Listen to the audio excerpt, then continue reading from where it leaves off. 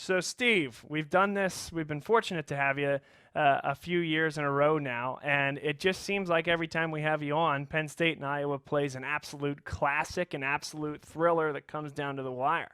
So, is there any reason to think that this year won't be exactly the same thing?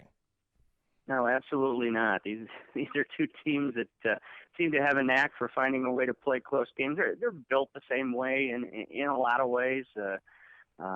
Starts up front, and uh, Iowa's modus operandi a lot is to kind of keep games close and try to find a way in the fourth quarter to have a chance to win. And certainly the last two games have come down to the last play.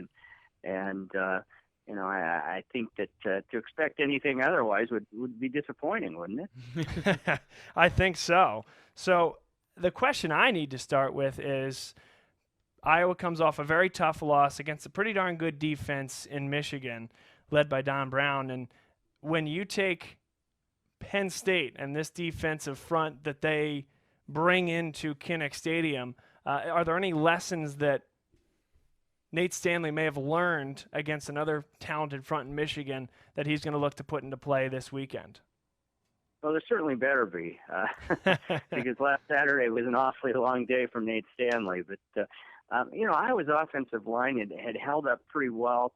They've had some injuries up front. They started the season without two starters, one of which came back last week, one of which has been back a couple of weeks now. But it had been a fairly cohesive unit, and all of a sudden there were some holes that popped up created by Michigan. I thought Michigan did a terrific job of kind of disguising the blitz a little bit. The linebackers are lining up a little on the late side and really getting after it. And Stanley, one of the things that he's got to be a little more cognizant of, he's got to get rid of the ball a little quicker. And, those are some of the things they're working on this week. So it's a collective thing, and, a little better blocking from some of their skill guys, that kind of thing as well.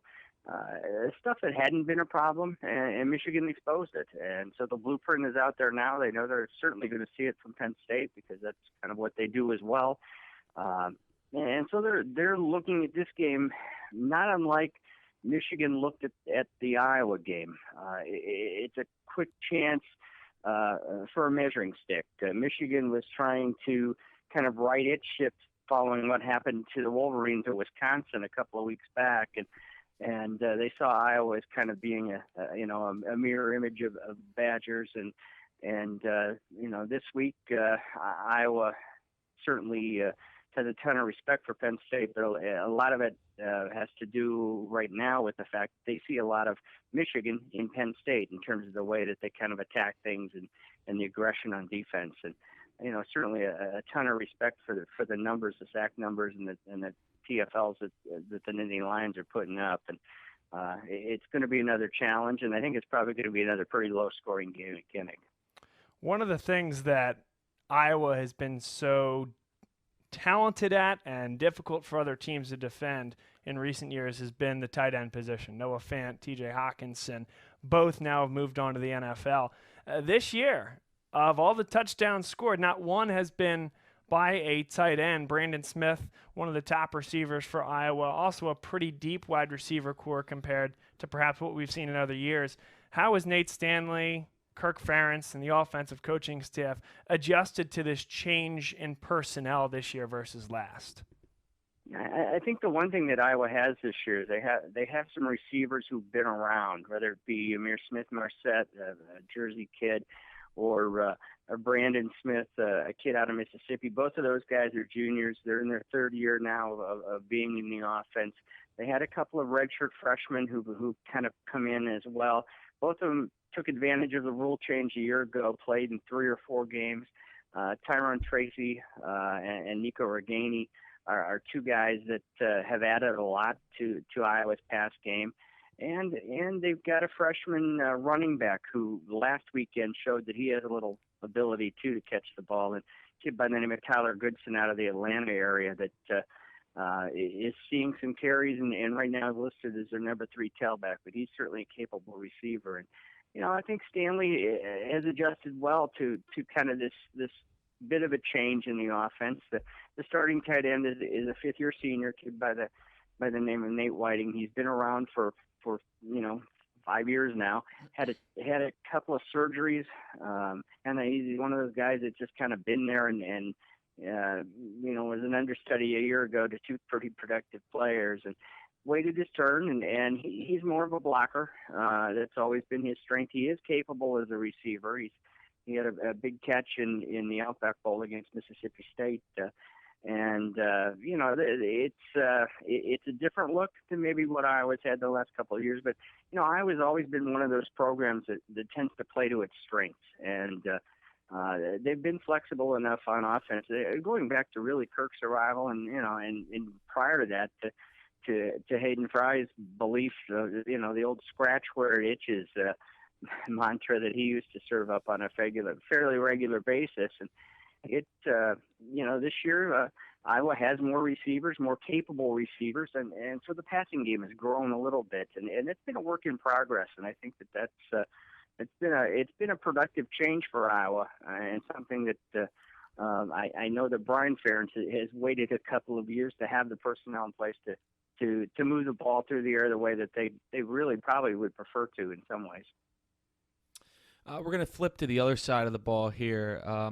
On defense, I think the headliners for Iowa are, excuse me if I'm saying his name incorrectly, but A.J. Epenzia and defensive Epineza, and safety actually from he's defensive lineman, a junior. He's thought to be a top pick in this coming NFL draft if everything goes according to plan. And then safety actually from Western Pennsylvania, Geno Stone, seem to be the cornerstones of this defense, as well as the other defensive end. I believe his name is Goldston.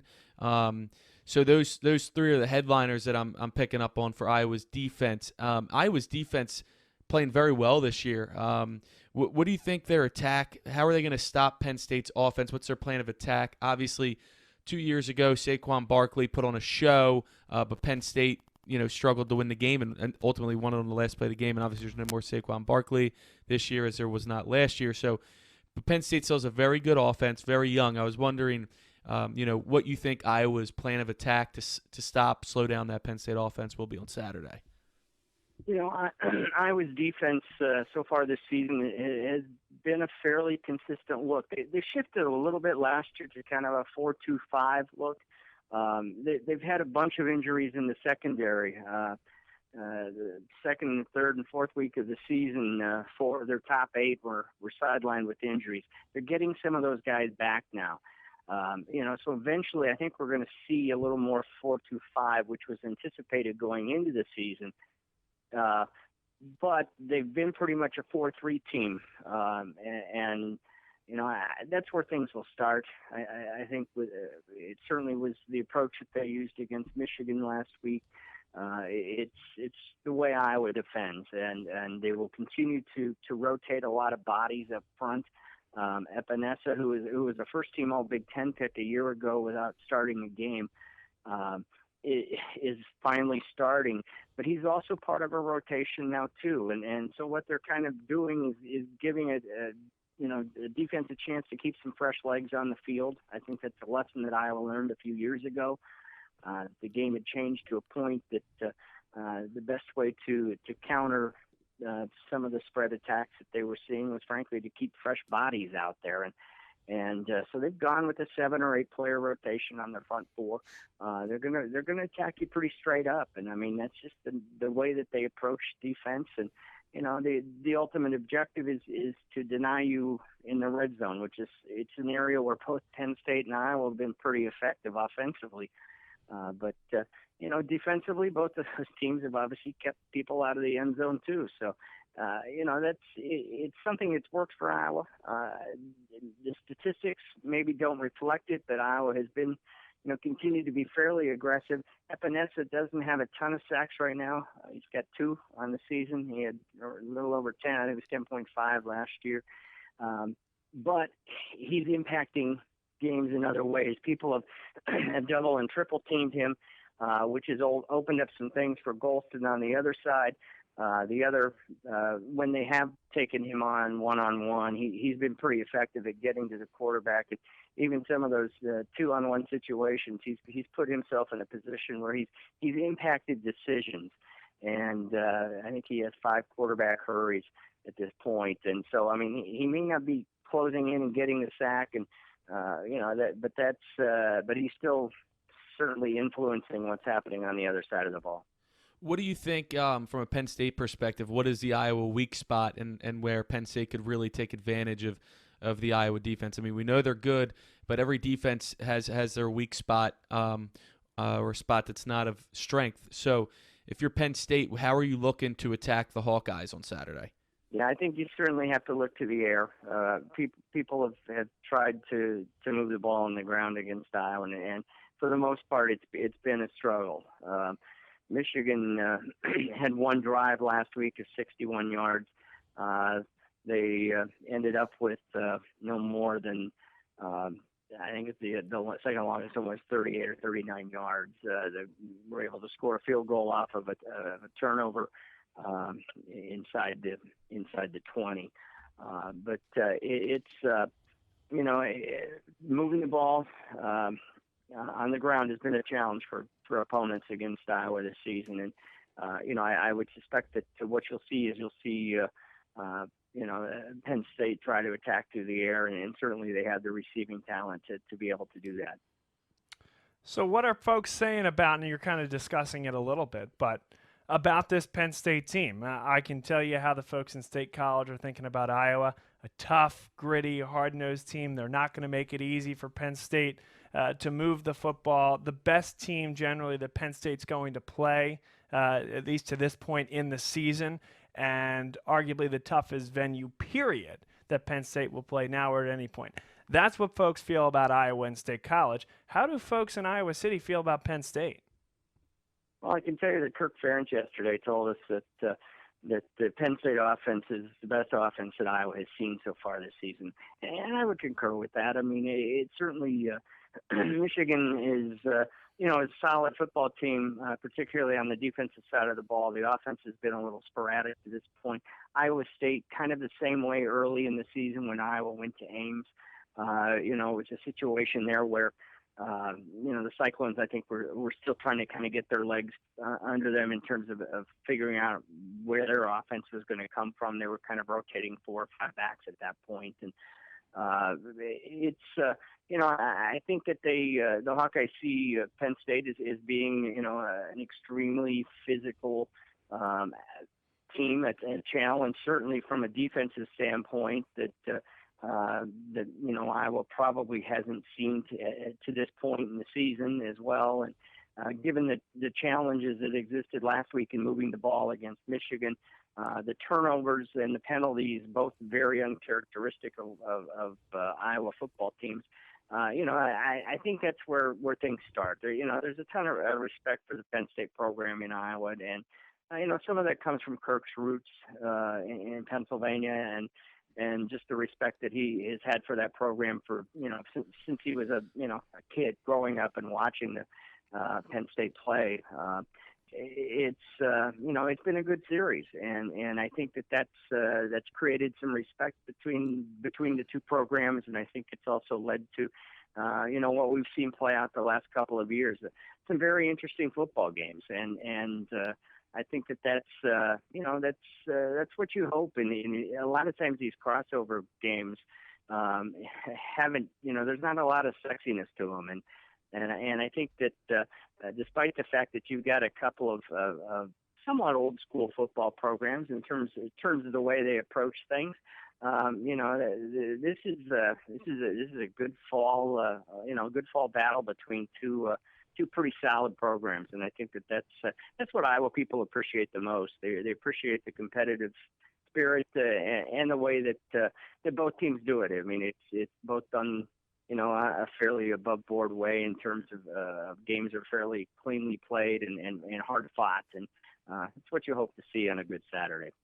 Steve Batterson with us here from the Quad City Times, telling us all about the Hawkeyes. Okay, so it's going to be cold out there. It looks like it's not even going to hit 50. Windy, too, I believe. Windy, probably going to feel like it's in the 30s. fall heading towards winter weather in Iowa City. How do you think that affects the outcome of the game? And I am going to ask you for a prediction if you're okay with giving it. No, that's fine. We've moved from August weather to November. At least by Saturday, we will. It was mid 70s here today, but yeah, the high on Saturday is predicted to be around 48 or 49, with temperatures falling into the 30s during the evening, and the wind is going to be fairly brisk. So. It will have an impact. It's going to be that first real chill, and it's supposed to hit sometime on Friday around here with a little rain prior to it, but it'll be dry on Saturday night.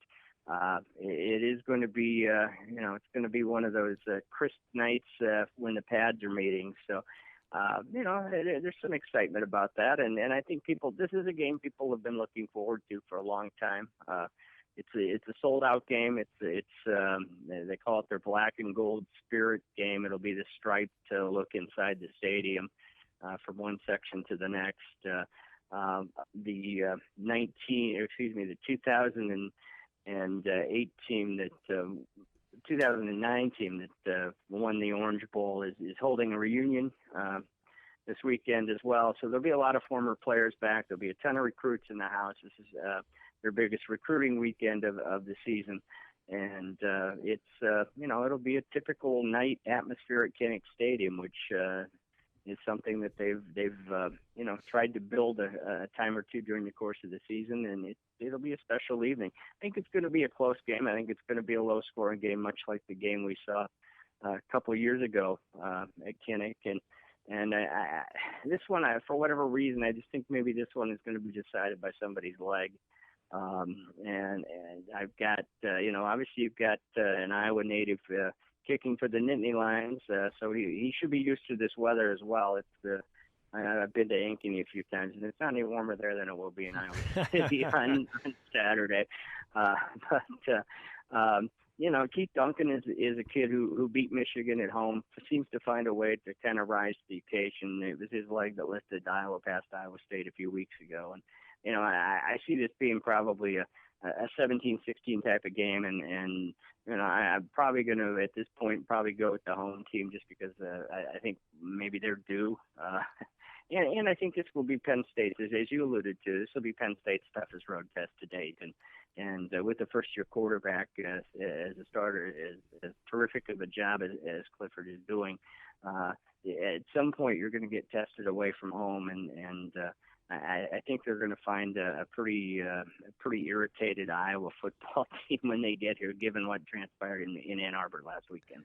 Well, I'll tell you, in 2016, it was an early November weekend when Iowa got beat badly on the road by Penn State, had people in Iowa City kind of questioning things. Then they host Michigan the next weekend and win on that aforementioned field goal, 14-13. This time around, it's a road test for Iowa against Michigan that has people reeling in Iowa City and kind of questioning things, and now they're going to host Penn State. So roles reversed, but perhaps a similar trajectory. Steve, we appreciate the thoughts and the commentary. You've been a great guest over all the years, and we hope for the opportunity to talk to you again soon. Hey, my pleasure. Anytime, guys. All right. Enjoy that football game. Stay warm, and have a great rest of your evening here. I'll have to find a coat, yeah. Yeah, it's time. It's not getting any warmer. Thanks again, Steve. You bet. Take care. See ya. There it is. Steve Batterson. Good to hear from Steve. Steve's always been a great guest of ours here on the Nittany Lions Sports Report, and I think a lot to think about.